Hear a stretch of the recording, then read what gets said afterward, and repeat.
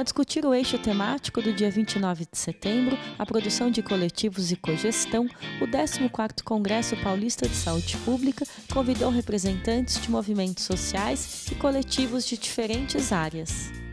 O movimento Chega Descaso, ele foi criado a partir da perda da minha esposa, a jovem Ana Carolina Domingos Cassino. Ela tinha apenas 23 anos e foi mais uma vítima de descaso desse país, uma vez que ela foi iludida a ter plano de saúde desde jovem e quando precisou utilizá-lo, morreu por conta de uma apendicite negligenciada, pois todos sabemos que o único tratamento é a intervenção cirúrgica, tem que ser às pressas, e Ana Carolina, por conta da burocracia cruel dos planos de saúde, acabou esperando 28 horas por essa simples cirurgia e, como consequência, adquiriu infecção generalizada e veio a óbito. E o movimento Chega de Descaso, ele se lança como um novo movimento sanitário. Ele luta em defesa de uma saúde pública de qualidade, assim como outras entidades reconhecidas. Só que a gente tem uma pegada diferente. A gente também transita pela academia, mas o nosso foco é mais rua, mobilização social.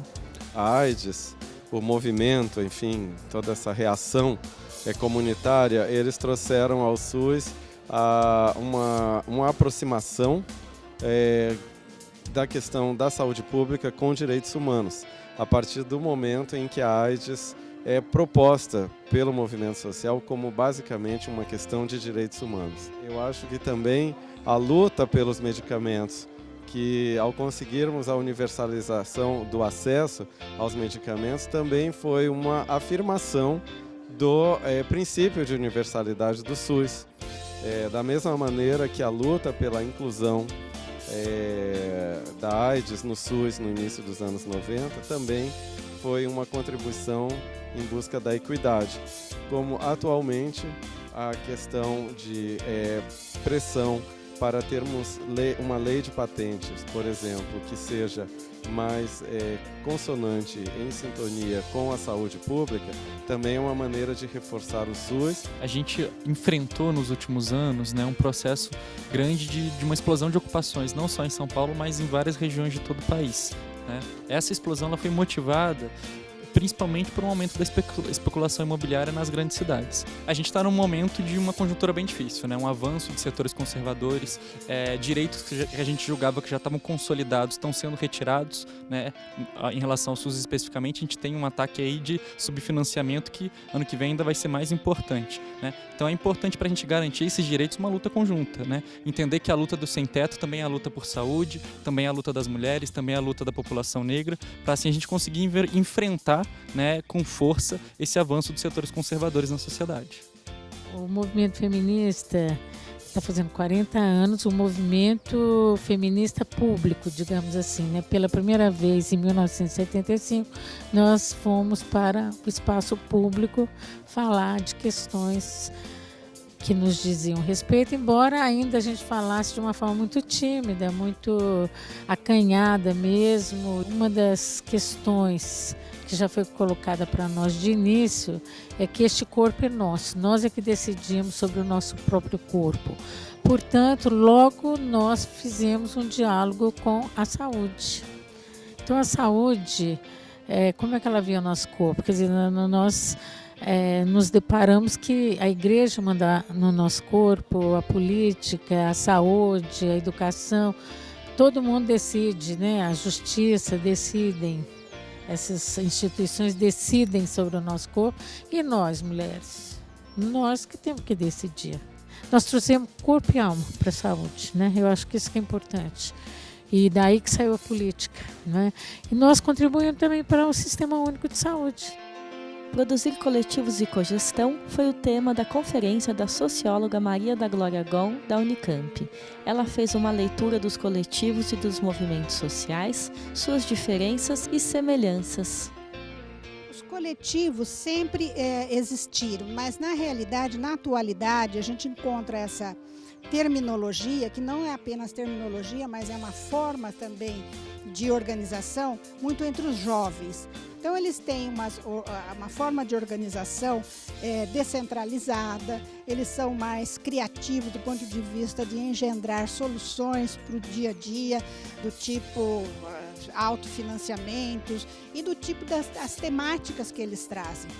Existe em alguns deles uma certa reticência em não quererem ser chamados de movimentos sociais, porque é como se movimento fosse uma forma clássica, tradicional, ligadas a determinados modelos que lembra sindicatos ou organizações de lutas já há décadas, né? Mas eu acho que isso é uma leitura que eles fazem, mas equivocadas, porque eu vejo eles todos dentro de um grande bojo de movimentos sociais. Quer dizer, o movimento social para mim é a categoria mais abrangente, mas eu tenho que considerar e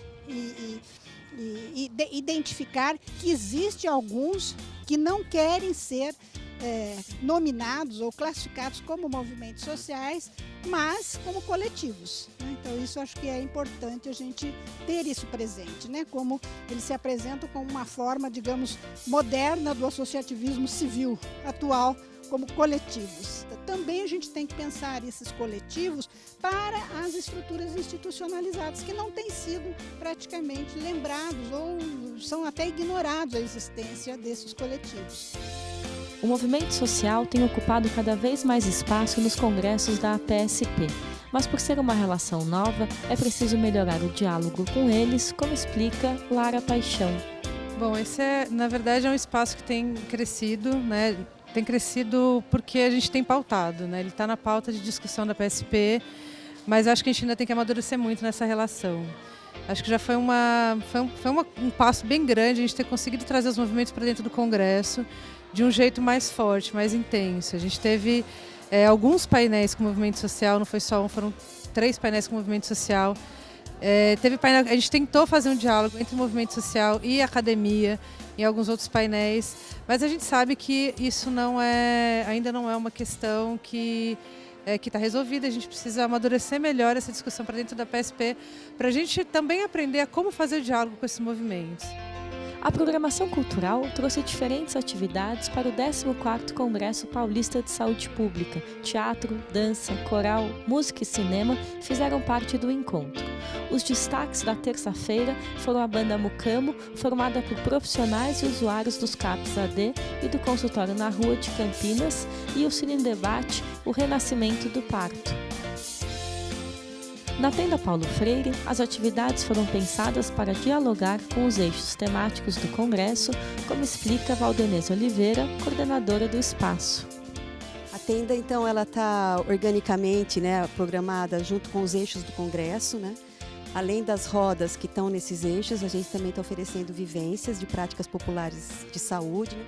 Então, as tendas, elas vêm abrir espaços, às vezes para sujeitos que não estão nas rodas do Congresso, movimentos sociais, praticantes populares de saúde, para fazerem falas e vivências. Com a reunião de diversos associados no 14º Congresso Paulista de Saúde Pública, a APSP organizou o debate com seus diversos núcleos regionais. Ao final dessa atividade, foi realizada a Assembleia Geral da entidade, que teve como pauta principal a composição da nova diretoria.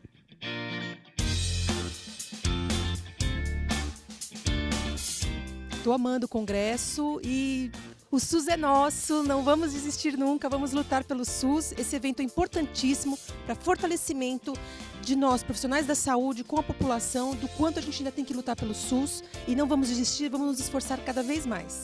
O Congresso está sendo uma experiência muito boa para a gente. Do Norte não vai muito esses eventos, então sou da primeira turma de saúde coletiva do Norte. Então a gente não tem muito conhecimento da área, a gente veio para o Congresso à procura de conhecimento, à procura de saber bem mais. Uma angústia muito nossa é a inserção do profissional de saúde coletiva na área, então isso instigou a gente a vir atrás de conhecimento. A minha maior motivação para vir para o Congresso foi para encontrar parceiros para discutir, para a gente construir reflexões teóricas, mas também aquelas reflexões afetivas que alimentam o cotidiano assim, de produção do SUS. E eu estou encontrando isso, então está sendo ótimo estar aqui. Acho que o Congresso cumpre muito bem essa função. Assim, além de a gente se enriquecer teoricamente, tem toda essa questão afetiva e de engajamento com o SUS que eu acho que é muito importante. A cogestão, ela diz de um princípio fundamental do SUS, que é a participação social, né?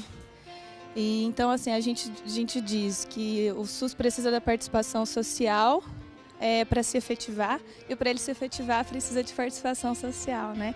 Então é um tema central para a discussão do SUS. A gente não pode pensar o SUS como um sistema público que vai atender o interesse público sem pensar em cogestão e em participação social. Então é um tema extremamente relevante.